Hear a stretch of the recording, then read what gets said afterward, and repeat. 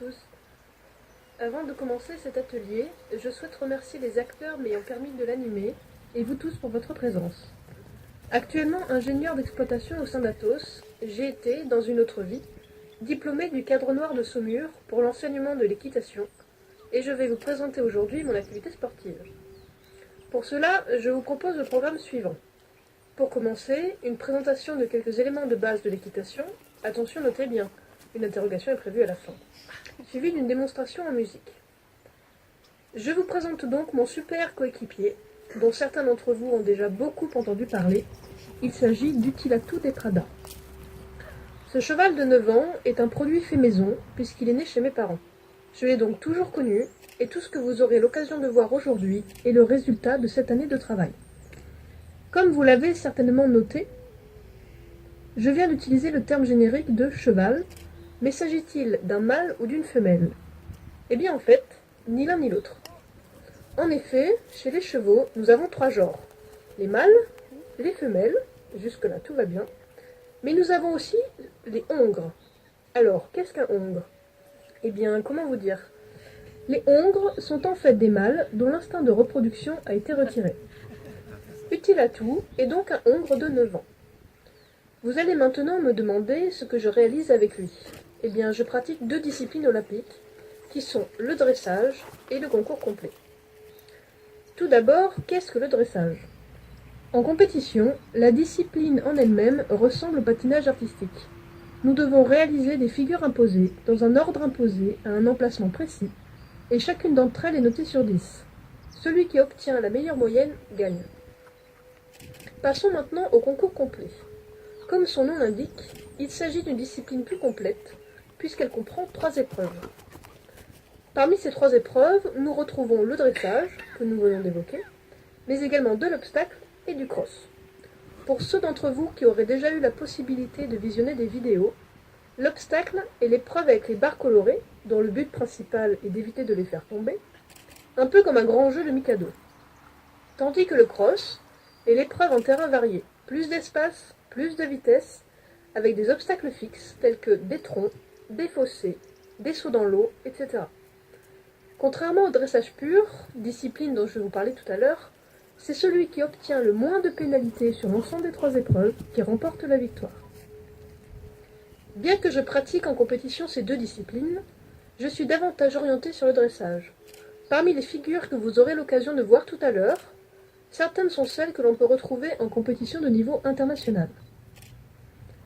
Maintenant que je vous ai présenté mes activités, parlons davantage du cheval et de son mécanisme. Comme vous pouvez le constater, la sublime créature sur laquelle je suis assise, c'est normal, c'est mon loulou, possède 4 pieds, heureusement pour lui. Nous avons les antérieurs, qui regroupent les pattes avant, et les postérieurs, qui comprennent les pattes arrière. Et nous avons aussi le côté gauche et le côté droit. Prenons un exemple.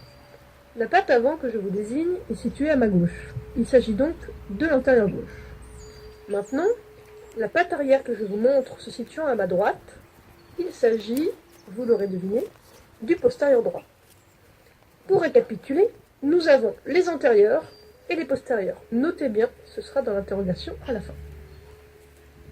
Passons maintenant à l'étude du cheval en mouvement. Les chevaux possèdent 3 allures différentes. Nous avons le pas, le trot et le galop. Pour simplifier, la différence majeure entre les 3 est le rythme de chaque allure. Tout d'abord le pas. C'est une allure lente, symétrique, à 4 temps égaux. Au niveau de son fonctionnement, vous pouvez voir que le postérieur gauche pousse l'antérieur gauche, tandis que le postérieur droit pousse l'antérieur droit. Je vous laisse le temps de regarder.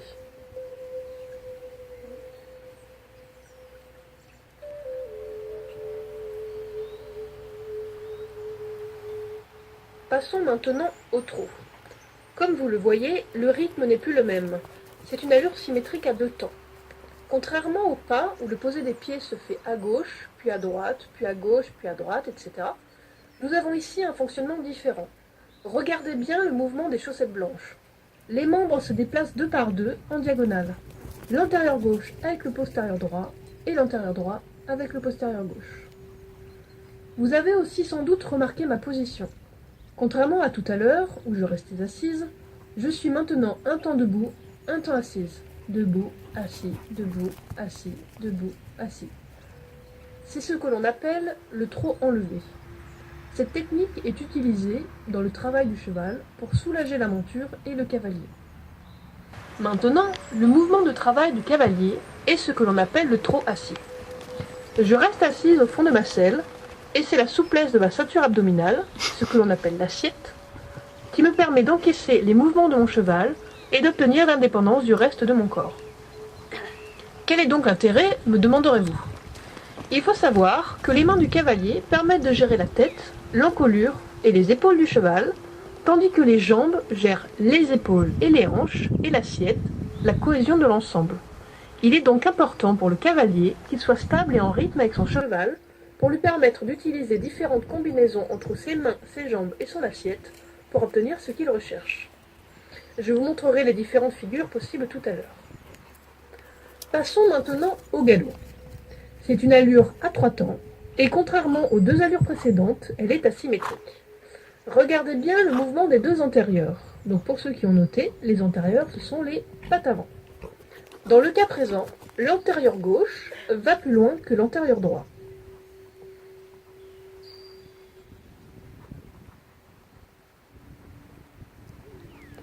Maintenant, je vais faire une transition et changer de sens.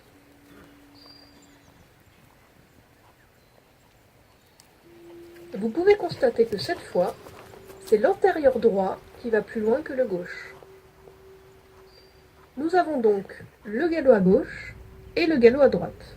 Et il m'est possible de passer de l'un à l'autre, c'est ce que l'on appelle un changement de pied.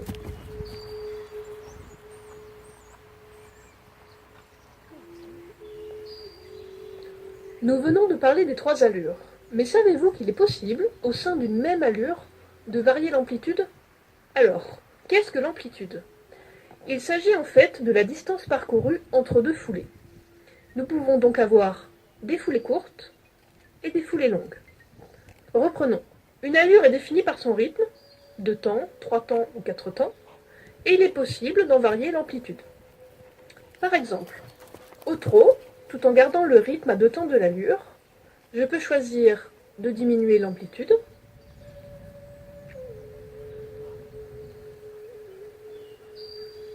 et progressivement de l'augmenter jusqu'à obtenir de très grandes foulées.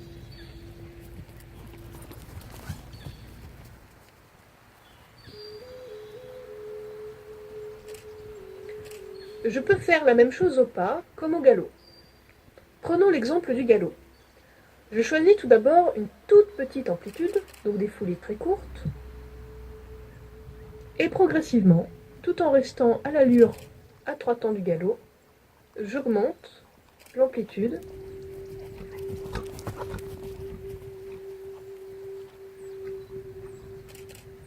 et je la rediminue. Maintenant que vous êtes devenu incollable sur le fonctionnement des allures du cheval, je vais vous présenter quelques figures. Nous allons donc faire une petite pause. Je reviens dans quelques minutes pour vous montrer tout cela. En attendant, si vous avez des questions, gardez-les bien au chaud. Je me ferai une joie d'y répondre une fois la démonstration en musique terminée.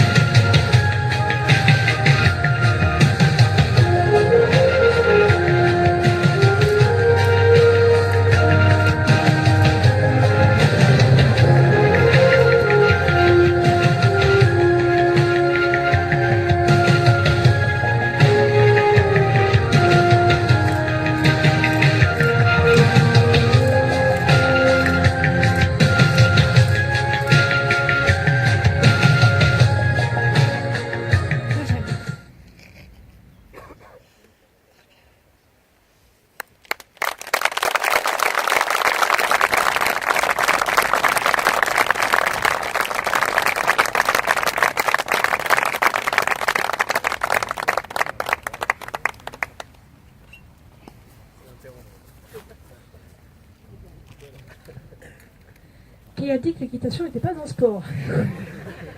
Est-ce que certains d'entre vous ont des questions? A priori, non, tout était parfait.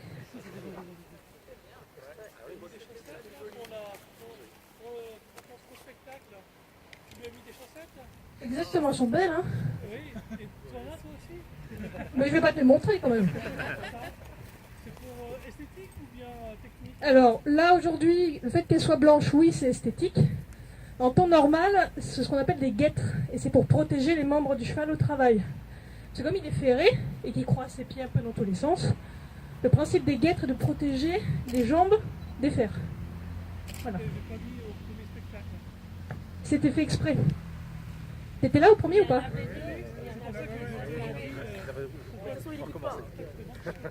En fait, tout à l'heure, j'aurais dû mettre les 4, mais j'en ai mis que 2 pour qu'on voit l'allure du trot. C'était pour voir le fonctionnement du cheval.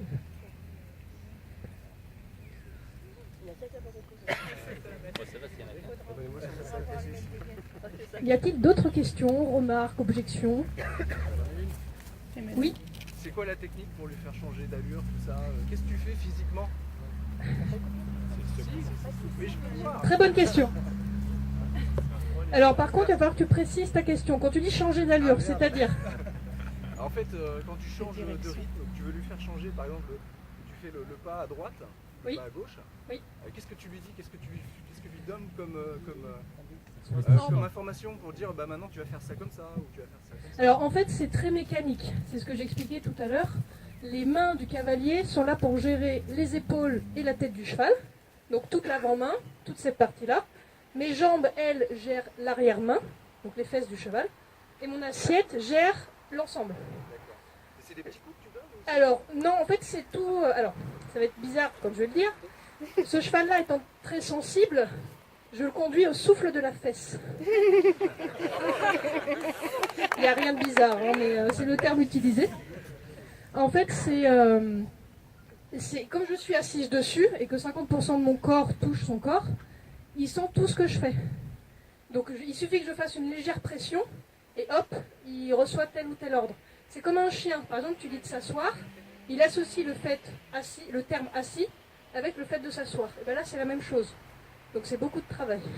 C'est ça. Merci. T'as compris ou pas? Ouais. Pas trop, hein?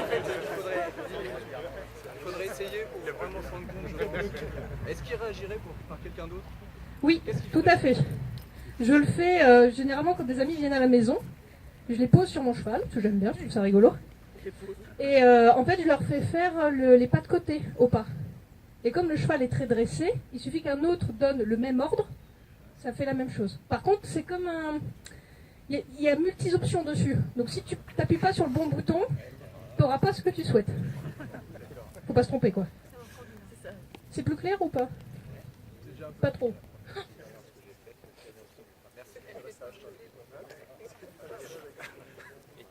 En fait, c'est de la magie. Ça serait. D'autres questions? Tu te mets jamais debout sur le cheval en faisant des... Alors ça s'appelle la voltige. Oui, Et ayant un corps particulièrement taillé pour la gymnastique, hein, ce serait bien connu, non, je ne fais pas cette discipline-là. En fait, la voltige, ce sont des gymnastes avant d'être des cavaliers. Et ce qui n'est absolument pas mon cas. Mais ça m'est arrivé quand j'étais petite de faire ça. J'ai arrêté maintenant. Combien d'années de dressage? Alors lui, il a 9 ans, donc j'ai commencé à le travailler à 2 ans et à monter dessus à 3 ans. Donc il y a 7 ans de travail là. 7 ans de galère. Et t'es né sur un cheval ou... Oui. Mes 2 parents étaient moniteurs d'équitation et j'étais à cheval avant même d'être... J'étais à cheval avant même d'être née au monde. Mise au monde. Donc c'est une histoire de famille. En fait, pour la petite anecdote, on est 5 dans la famille, dont 3 filles. Sur les 5, on est 5 à avoir le diplôme d'enseignement de l'équitation. La dernière l'a eu cet été. Voilà. On est un peu mordus. C'est obligatoire.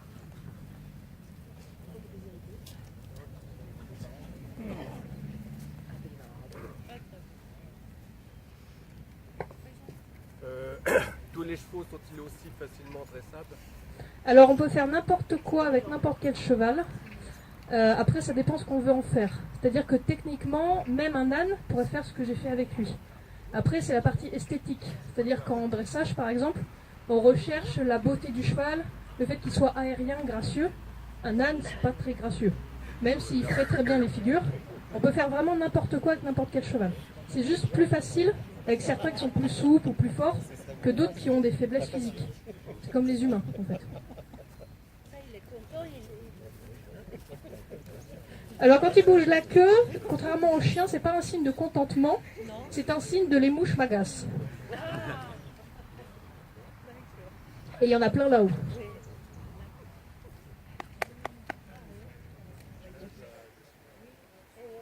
D'autres questions? Le cheval est inscrit aux disciplines olympiques? Alors non, on n'est pas encore au JO. Un jour peut-être. En fait, quand je disais tout à l'heure que je pratiquais les disciplines olympiques, en fait, il y a 3 disciplines olympiques qui sont reconnues. Il y a l'obstacle, donc là, c'est la discipline où il ne faut pas faire tomber les barres colorées, les gros Mikado. Il y a le dressage, ce que je vous ai montré tout à l'heure. Et il y a le concours complet, qui lui regroupe le dressage, l'obstacle et l'épreuve de crosse en terrain varié. Et c'est celle-ci la plus rigolote d'ailleurs. Est-ce que ça répond à ta question?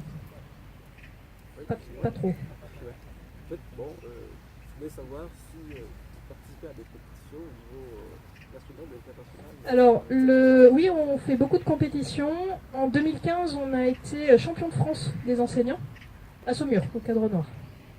C'était il y a 2 ans déjà. Donc lui, il avait 7 ans. Bon courage.